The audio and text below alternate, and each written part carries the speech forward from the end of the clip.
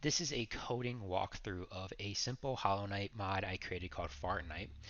I created this mod for fun, and it just adds a new attack to the game. And I wanted to create this video as some sort of a knowledge dump of some of the learnings that I had while developing this mod as a new mod developer. Um, as prerequisites, I'm going to assume that you are familiar with the modding docs here. And in particular, you have gone through the environment setup as well as creating your first mod. And for example, you can get this script running inside of, uh, of Hollow Knight as well.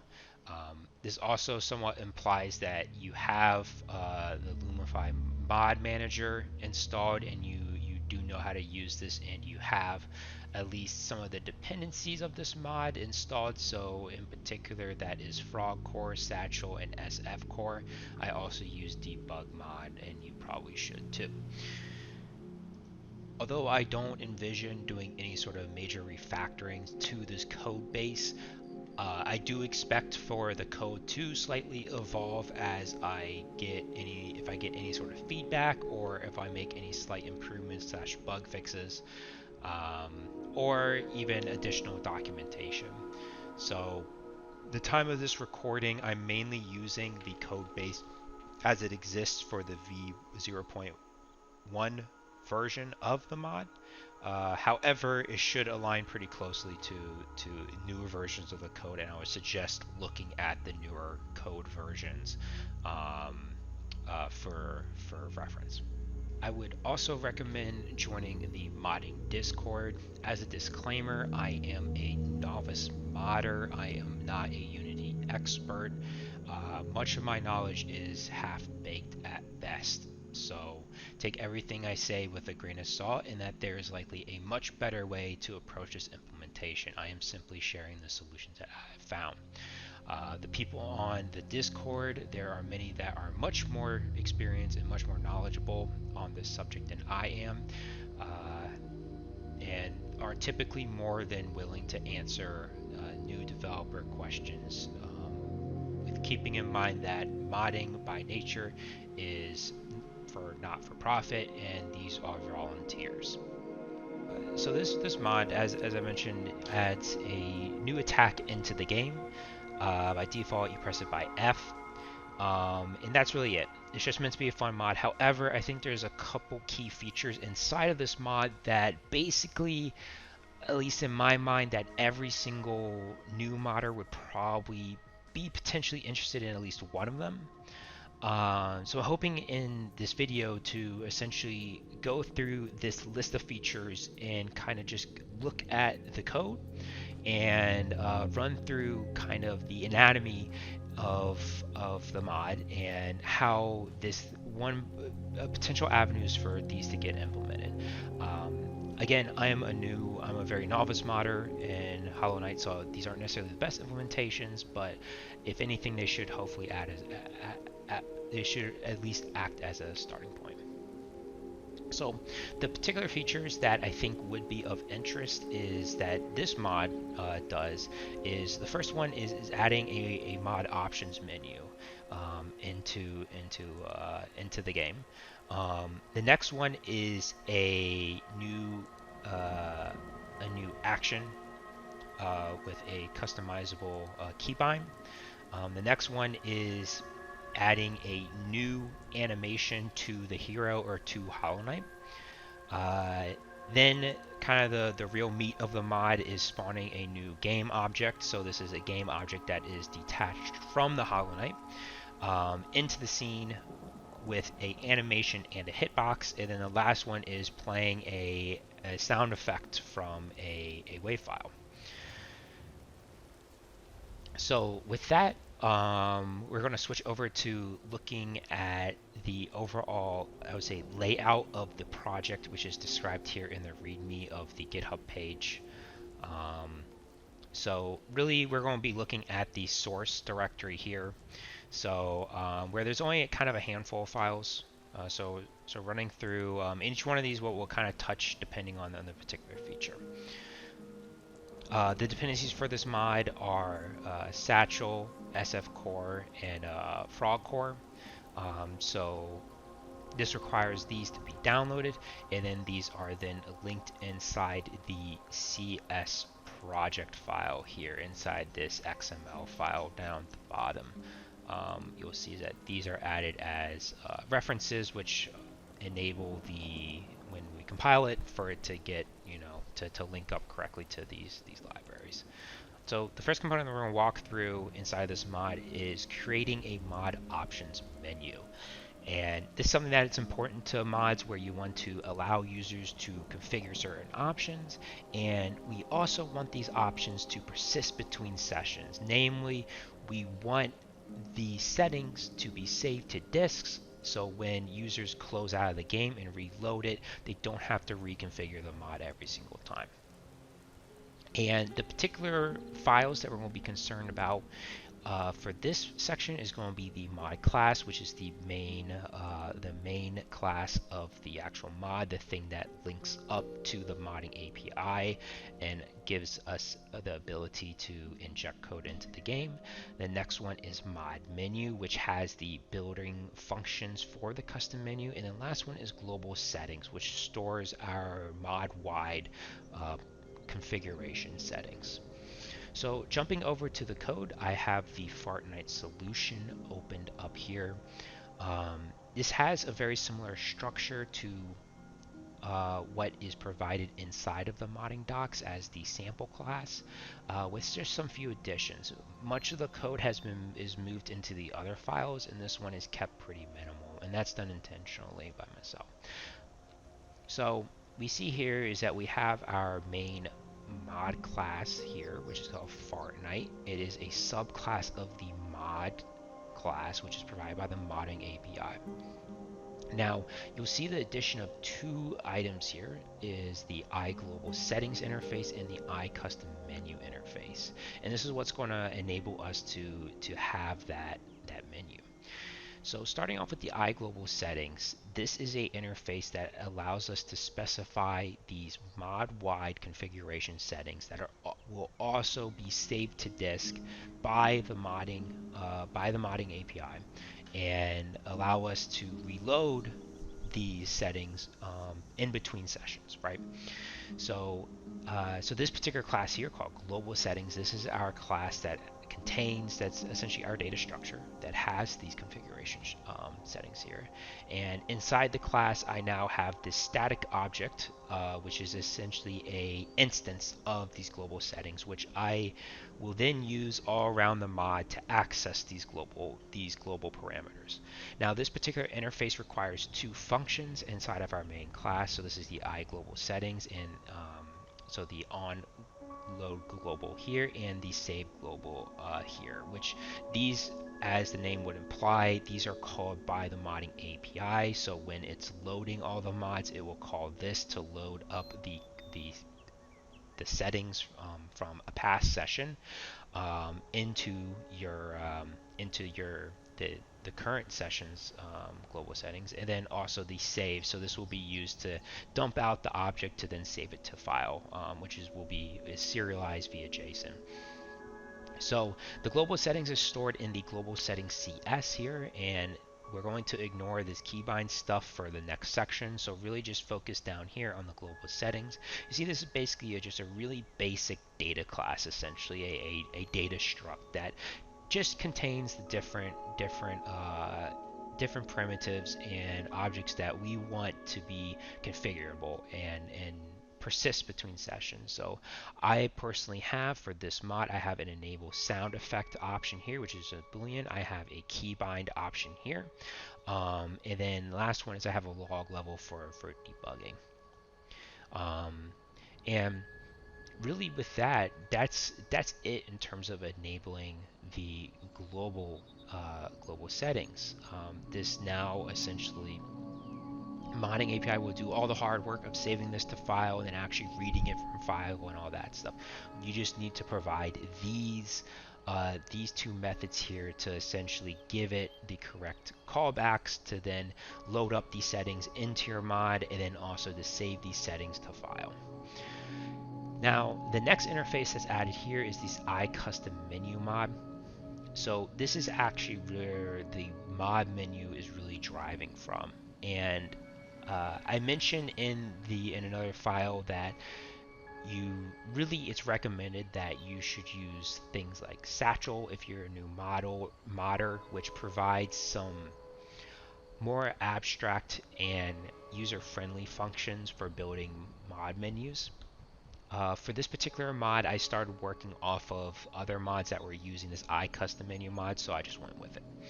And this particular interface requires this get menu screen, so this is a callback which is called by the modding API when it needs to actually load up the menu, and then also this toggle menu inside button. So this is like for creating a toggle to turn a mod on and off, which that's not an option here.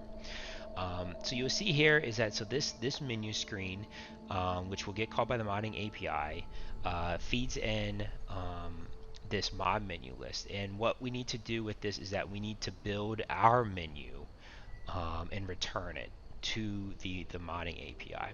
So this construction method is in the mod menu CS file. So it's this static method here, which is called create menu screen.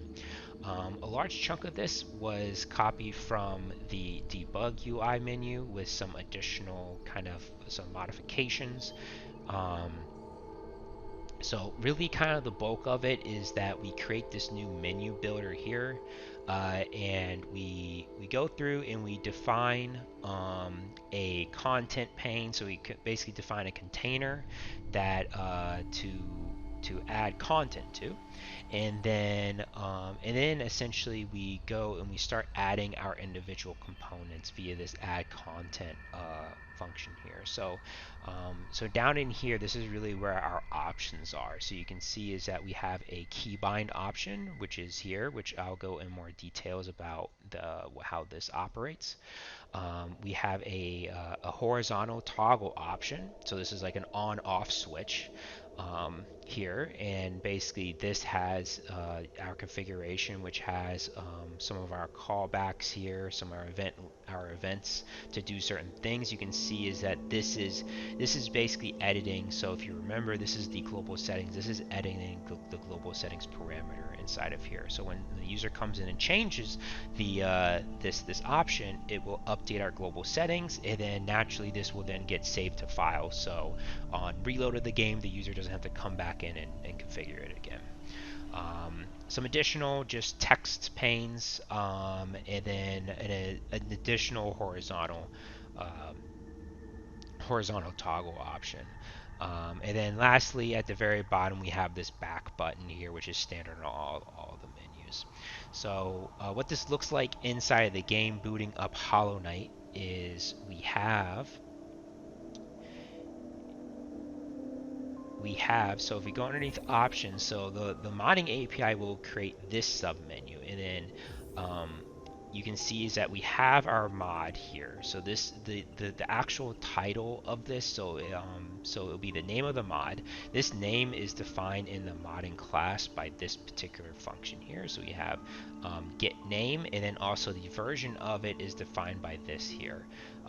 And so that gets displayed in the overall mod list menu. And when you click on it, this is when the modding API is calling this get screen, right? So you can see that we have our keybind, we have our sound effects, and then we also have our logging options here. So that kind of shows of the basic process of adding a modding menu to your mod. All right. So the next feature I wanted to cover is adding a new action, or basically a event, to a customizable keybind. So in the modding docs here, they provide a way to trigger a event for a keybind for a certain input. However, what if you want to make this something that is customizable and you want to allow the user to specify it? How do you do that? And so that's what we're going to cover. In the previous section, we discussed how we've added these global settings and we added this mod menu. So we're going to dive deeper into some of the details needed just for this key binding aspect. So coming back to the mod menu CS, and again, this is the file create menu screen. This is the function that is basically building our menu for the modding API. The keybind option is listed here. So this c.add keybind, and this takes in 3 parameters, well technically 4, but 3 input parameters, which is basically we have a label. The next thing is called a player action. We need to provide a player action, and then we have a keybind config. This keybind config is very simple. It's just essentially just has a simple struct that has the label, which is really the only required argument here. So this action, you can see that this particular action is part of our global settings object here. So it's a GS global settings, which is over here in the global settings.cs, this keybinds object. So what is this keybinds object? So this is something that I took from Satchel, so I linked kind of where this was implemented, because this was something that I was not too familiar with.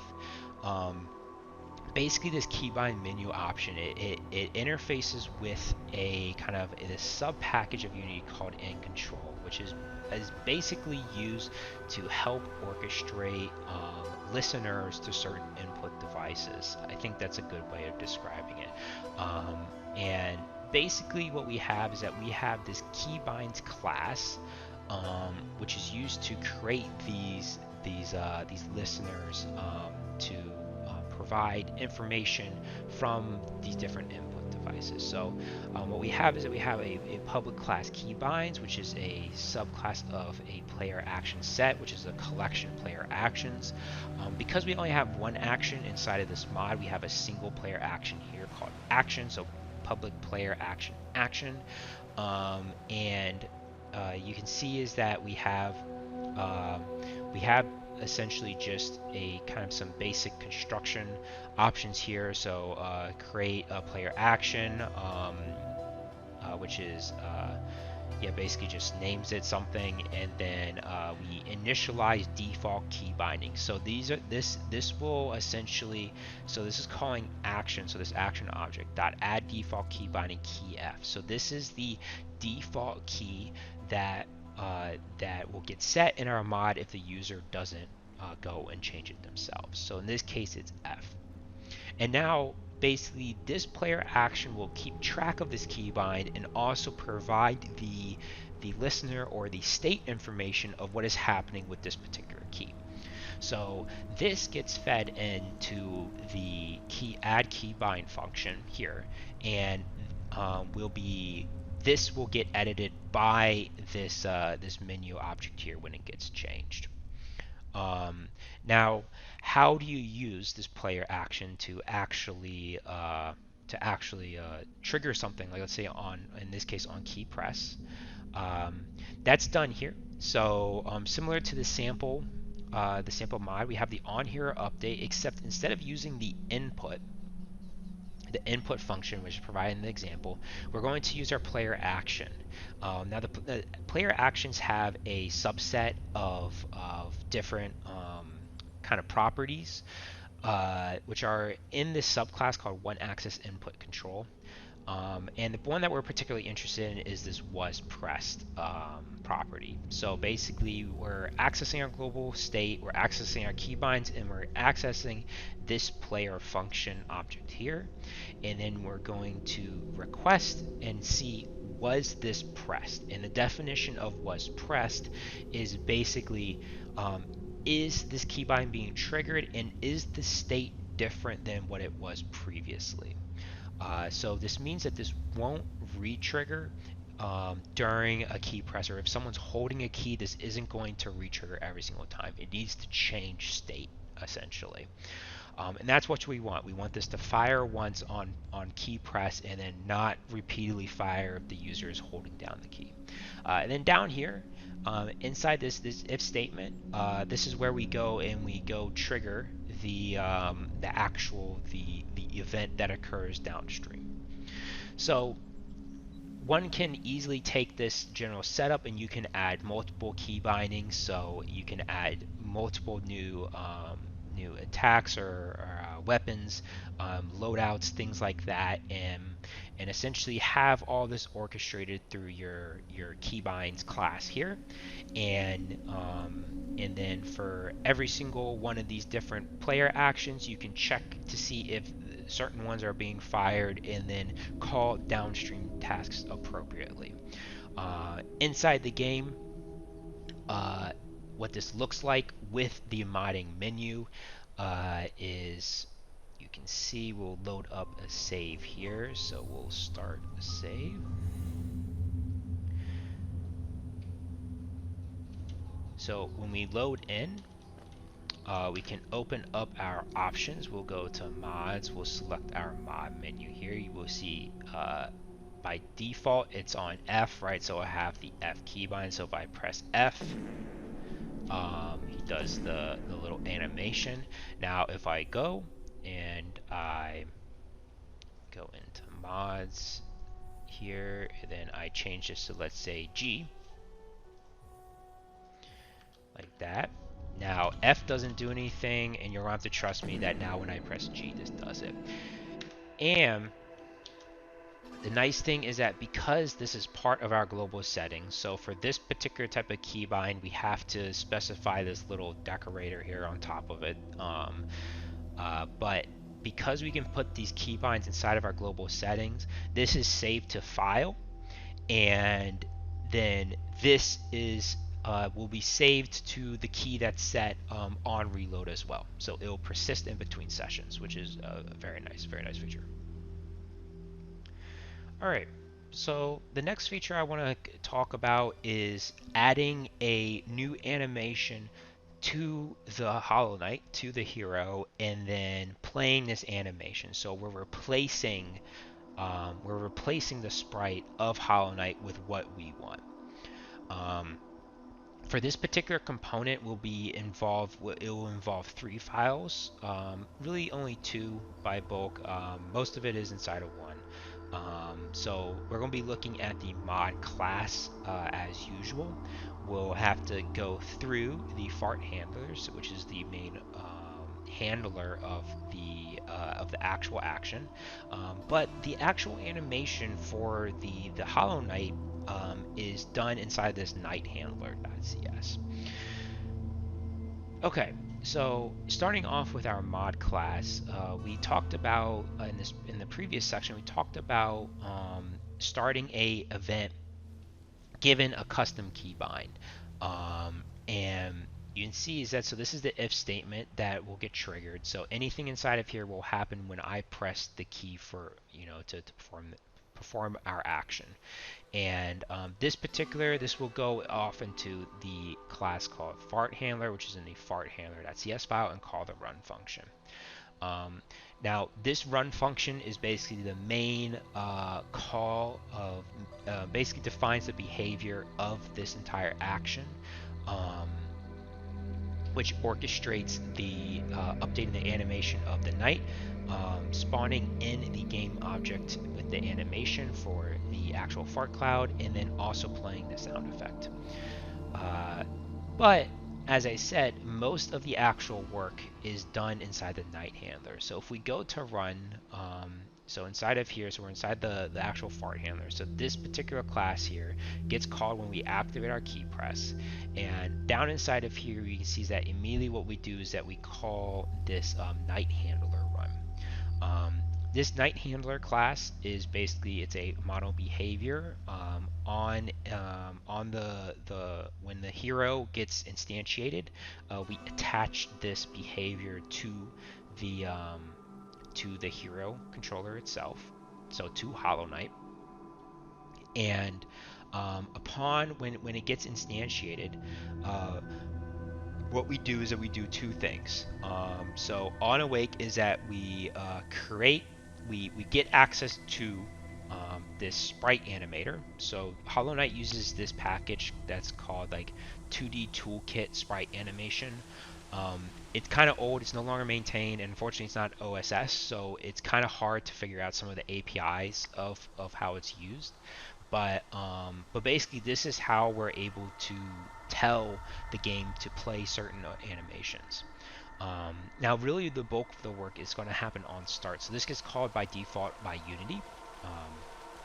And you can see is that this calls the create collections function, and then also adds the animation to the controller. So starting off with the create collection, what is create collection doing? This is basically a function that's in charge of loading the sprite from file, and then creating a sprite collection that we can then use. Now, think about a sprite collection. Essentially, it's a object that describes how to parse this sprite. So this sprite file, which has multiple frames in it, right, and tells Unity how to actually parse them or crop them into separate frames and play them. So basically here, going through this file is that we load the sprite from our resources. So you can see is that we have the get textures. This is using Satchel, the assembly utils, get texture from resources. So this is going into the resources folder, which is over here, and then is loading the night sprite. What this is then doing is that this has the parameters to then, that's essentially telling Unity, okay, in this PNG, how do I section up the pixels such that this gets sectioned properly for each frame of the animation? This is defined by the PNG that you create, by the sprite map that you create. And then this gets created into the sprite collection, which is right here. And this particular function, this is something that is being used from Frog Utils here, which the link is in the documentation.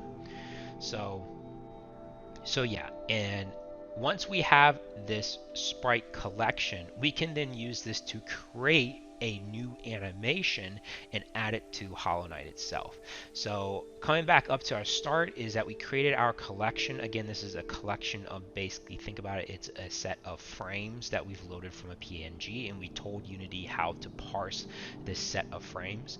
The next step is going to be creating this animation and adding it to Hollow Knight. So coming down here to this add animations, this is a pretty simple function.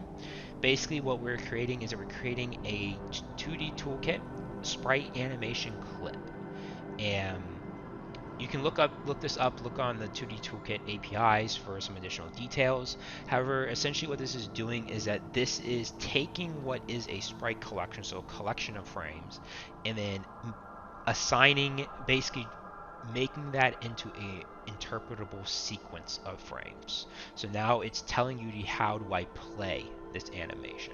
So here we just have the name of the animation, and we're creating an array of frames, which is seen here. So you can see that we have the sprite collection, which defines as our collection of frames, and then I'm defining which frame to run. So in this particular collection, I'm telling it that I want to start off on the first frame that I've defined in my sprite collection, which is up here. And I'm going to play that twice, and I'm going to play the next frame 2 times, twice in a row, and then I'm going to play the next 2 just a single time, and then the last 2 I'm going to duplicate these again. And that's because I want the first 2 and the last 2 sprites to be a little bit longer than the middle ones. And then finally here you can see is that we have the FPS, so the frames per second that this animation will play at. Once we have this animation clip created, what we then do is we add it to our animator.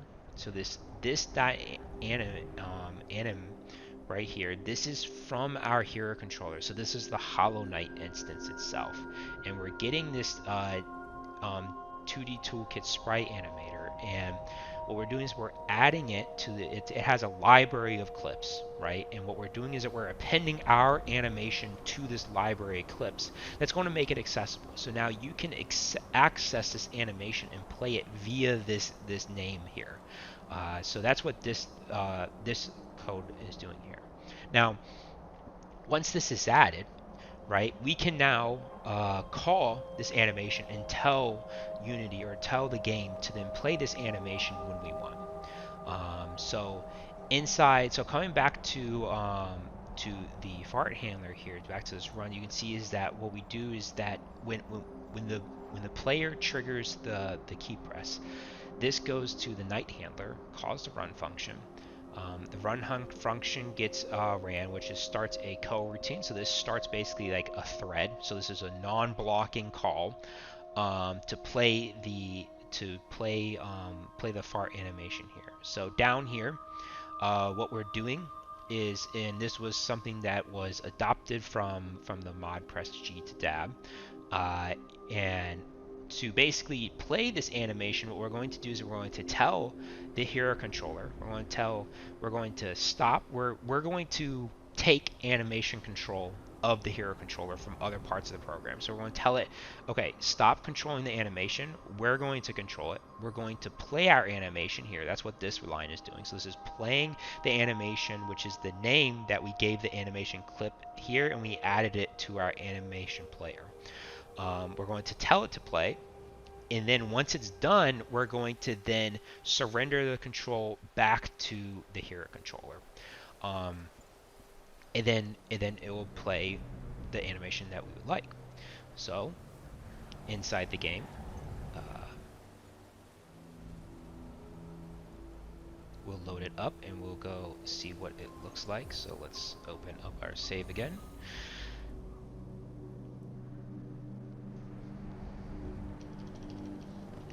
All right, and now you can see, so when I press the key to then do the fart action, you can see is that the Hollow Knight does this small little animation, which is playing the frames that we defined here. And then the same thing is that when he jumps, it just plays those frames. And I can still move around, right? But it takes control of the animator and says play these frames, and then when we surrender the control back to the broader game manager, then basically then it can start updating it accordingly. So the next feature that I would like to discuss in this mod is the spawning a new game object into the scene with animation and hitbox.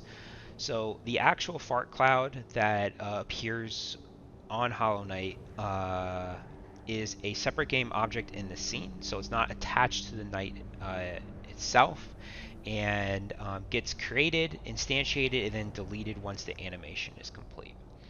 The particular files that we're going to be concerned about for this portion are going to be just the mod class, the fart handler, and the fart behavior. So jumping back over to the code, the mod class is similar to the previous section of we just have the standard key press listener here. This goes and calls the fart handler, the actual event. Note that the fart handler is a mono behavior that we attach to the hero object, so we can, so it's callable, and it's something that can occur during the game. So moving over to the fart handler where the bulk of the code is, where we can see that we have the run event right here.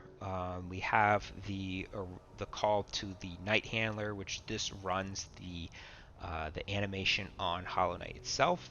What we then have is that we have the create fart animation function, and this function does three things. It creates the game object, it plays the animation, and then it destroys the game object when that's complete.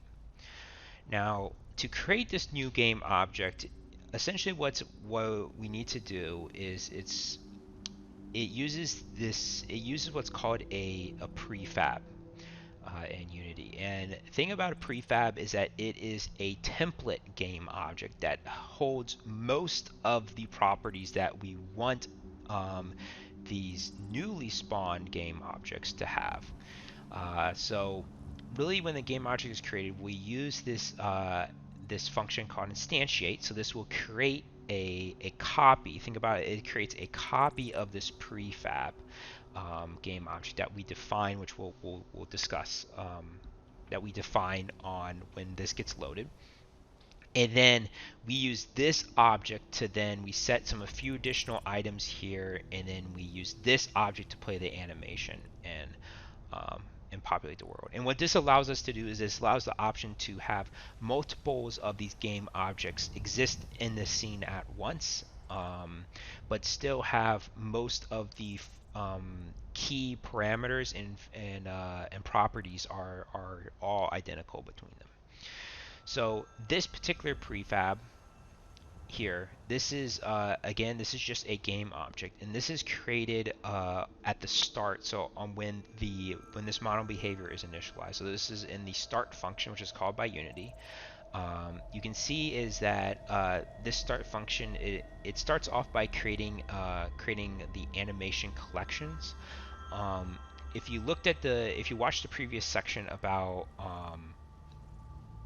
creating the animation from for Hollow Knight, this is basically the exact same function here. So this is just loading a sprite sheet from file, and it is then telling Unity how to parse that and defining a collection for this 2D toolkit. So then we can then inject this into the animation player that we'll attach to this game, to this prefab, and allow it to play the sprite animation.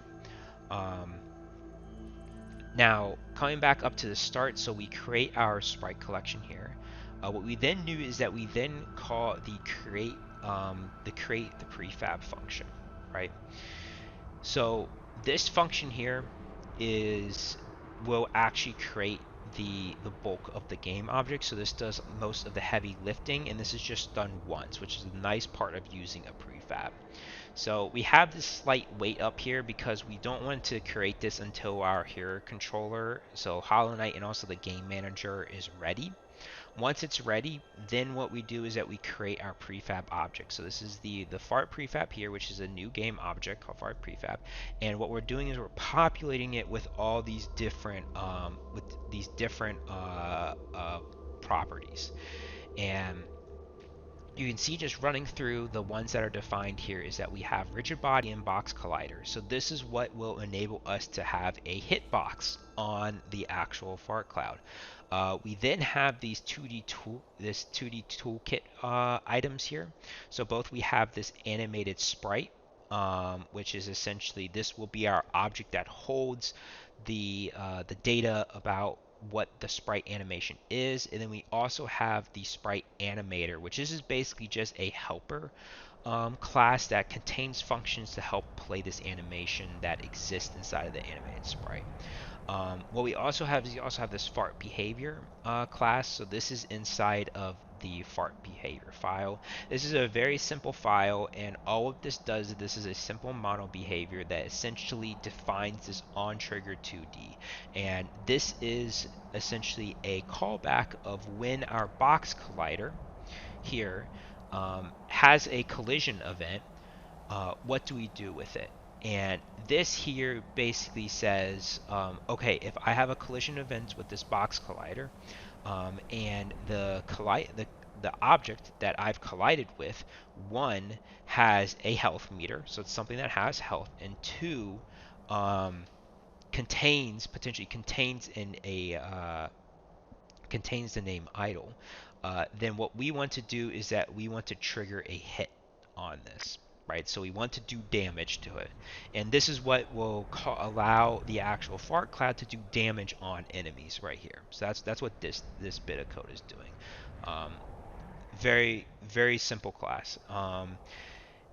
The remaining parts that we have a audio source is playing for the sound effects, which we'll talk about in the next section, and then we have a player maker FSM. So this is something that's used by Hollow Knight for some state management stuff. I don't know too much about it, but we're going to use this to allow us to color the hitbox such that it matches the same type as other attacks, so it appears correctly in the debug mod. And then last one is the mesh filter and mesh renderer. So this is an important part, is that we're creating this game object from scratch. So we're creating it from script itself, and that means that we're going to have to define the actual mesh to render this on. Otherwise, there will be no sort of canvas for this animation to play on. So that's the first thing that's done here. So you can see that we get a mesh filter, and the mesh renderer is just basically just an attached object. It just tells Unity, hey, render the mesh. But really, the mesh filter actually has the mesh object, and this get mesh function basically creates a 2D quad. So basically two triangles. And gives it back. So basically, this object will be a small square, which is exactly what we want, because we just want to play an animation. So we just need a very simple canvas to play this animation on. If you watch the previous section, this will look similar. So what we're doing is that we're setting up our animation, our 2D toolkit sprite animation clip. So again, this is taking what is a sprite collection, which is a collection of frames that have been essentially segmented out from a sprite sheet, and then is essentially defining how it is defining the time dimension to that collection. So it is telling Unity in what order are these frames played, and also at what is the rate or FPS that these frames get played at. So you can see that we're providing our sprite collection. So this is all of our frames, and we're telling it which sprite to play when, and we're telling it to play at 12 frames per second, and we have the name, and we're going to use this name to then play this animation using our sprite animator. All right, so down lower, what we're doing here is that we're setting up a lot of the 2D toolkit here. Yeah, so it's basically just setting up the sprite animation and setting up some of the parameters that need to exist inside of it. This particular part, there's just a lot of digging around inside of the 2D Toolkit APIs and just kind of manually debugging to try to figure out what needs to be assigned where, such that things don't error out. Because typically you would interface this through the Unity editor, but we're kind of doing things low level at the moment. Next, what we do is we set up our rigid body, and more importantly, our actual collider. So this is going to create the actual collider, and we define the size as just simply 1, 1.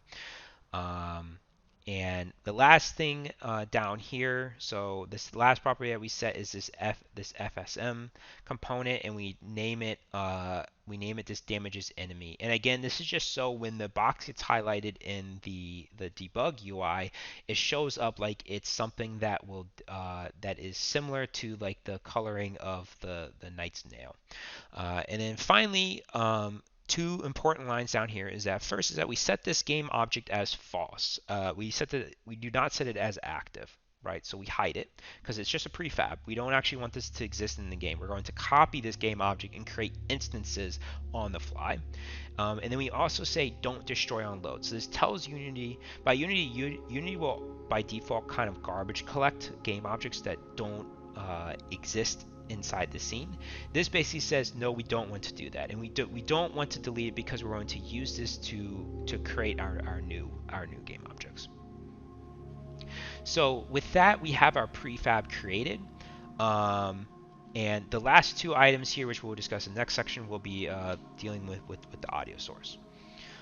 So the prefab's created. So when the actual so when the event actually gets fired to create this fart cloud, what we do is that we call this fart from night, and this is where we were at before. So we call this instantiate function, which is a Unity function, and we give it prefab. So we gave it kind of this template to build upon, and then we tell some additional parameters, which is basically position and rotation. So you can see that we're getting the Hollow Knight's position because we want to place this where the Hollow Knight currently is. And we're going to offset it in the y-axis just a little bit. Now, one additional setup item that we do here for the 2D toolkit is we define for the actual animated sprite. It has a property which is the sprite collection. We assign this to then our sprite collection that we loaded on startup. right? And I'm not entirely sure why this has to get assigned here and why this doesn't work inside the prefab, but for some reason it gets deleted. And this particular property is needed from the sprite base because it's going to need to pull up the actual sprites or the actual textures to then assign the mesh itself. And then finally what we do is that we set the game object to active because we want to display it. So this particular function here, this will spawn this game object into the world. The next thing that we want to do is that we want to play our animation.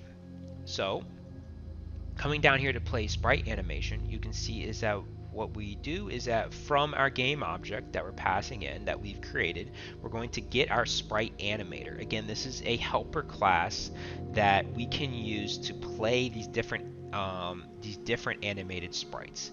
And the important bit right here is, again, this similar play animation wait, and then our fart animation, which was defined down here when we first created our clip. So our sprite animation clip. We gave it this name here, and this here is basically going to go through and search our clip library and is going to pull up that clip and play it. Now once this has played, we want to then remove the game object from the world. We don't want it to persist, so we're going to call destroy. And once that's done, then basically it's played. So let's go ahead and boot up the game, and we'll have a look to see what this looks like inside the game. So again, on load, when I first load into the scene, the prefab game object is going to be created and stored in memory. And that game object right now isn't active. And now when I press the actual fart action, this will instantiate a new game object and add it into the game, just like that.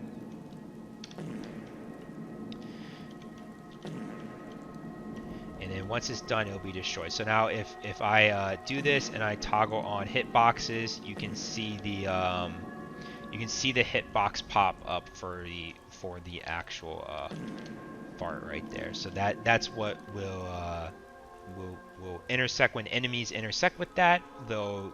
The fart behavior events will get called, and then will deal damage to whatever the collision object happened to be.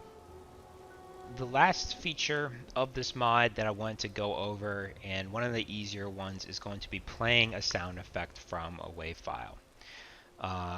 The particular files that we're interested in with this are going to be the mod class as usual, and then just the fart behavior. So inside the mod class, again, really the only part that's really relevant is the key press event, which triggers the run command inside the fart handler. The fart handler does all of the handling of playing the sound effect. So coming to the run is that we can see that we've already covered the handling of the night animation. You can see that we've already covered the playing the fart animation, and then the last part right here is going to be playing the sound effect. You can see that this has a condition on it, which is check, which enables sound. This is again from our global settings, right? So this is the option that we had in our menu. If we go over to global settings, which tells, hey, do I want to play the sound effect or not? So if the player shuts it off, doesn't want to hear the sound effect, it won't play. Now, before actually playing the sound effects, right, this audio source, this is something that is created on the startup of this particular model behavior. So here in the start function, which is again is called by Unity, you can see is that we get the audio source. So in this case, we get the audio source from the hero controller. So we actually use the hero controller and the audio from Hollow Knight to emit this audio clip. And then really the bulk of the work is in this load audio clip function, which coming down to that function is actually just a couple of lines, because what we do is we use a library called sfcore, which has a very nice utility for loading a wave from resources. So Inside this function, basically what we do is that we create a assembly variable. Basically what this does, this allows us to access files inside of our solution. So in this particular case is that I have the sound effect wave file underneath the resources folder, just like my sprite sheets. So you can see this is very similar to down here where we have this loading the sprite. So it's a very similar path pattern here. And we're loading the actual wave file and we're putting it into what's called a stream, which is basically a file stream. And then we provide this to the utility to convert it into an audio clip. And it's this audio clip which can then be used to actually get played using the audio source here. So this gets saved to this private audio clip property up here. So really the only call that gets done is that we have our audio source and then we play one shot. So this simply means that we play it once, we don't loop, and then we play our actual audio clip which we created from the wave file. And that's it. So booting up the game again, we can go have a look at what this does. So we'll open our save again.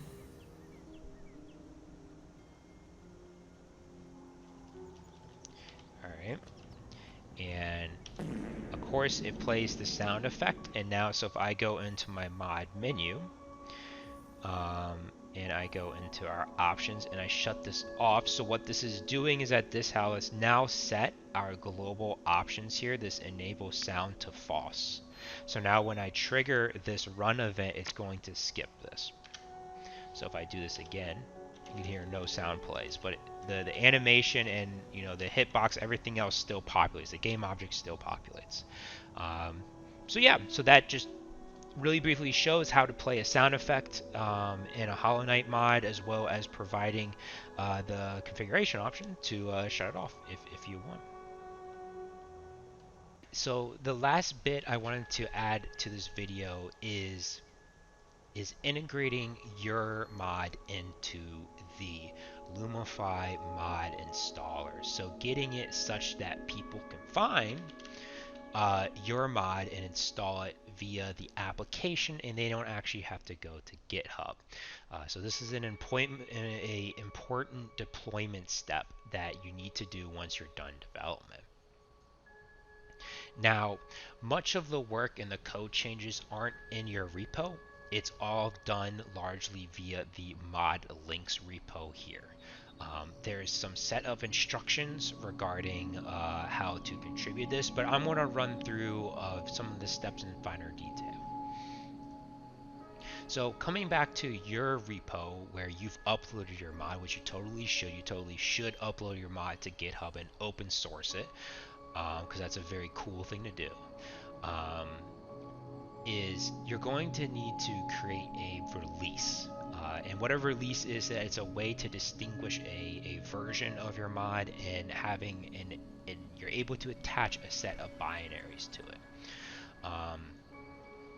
And you can see that for my mod is that I have the initial release version that I created, and then I attached the actual binaries here. So when you own the repo, you'll have a button here that says create new release, and you'll be able to populate this information.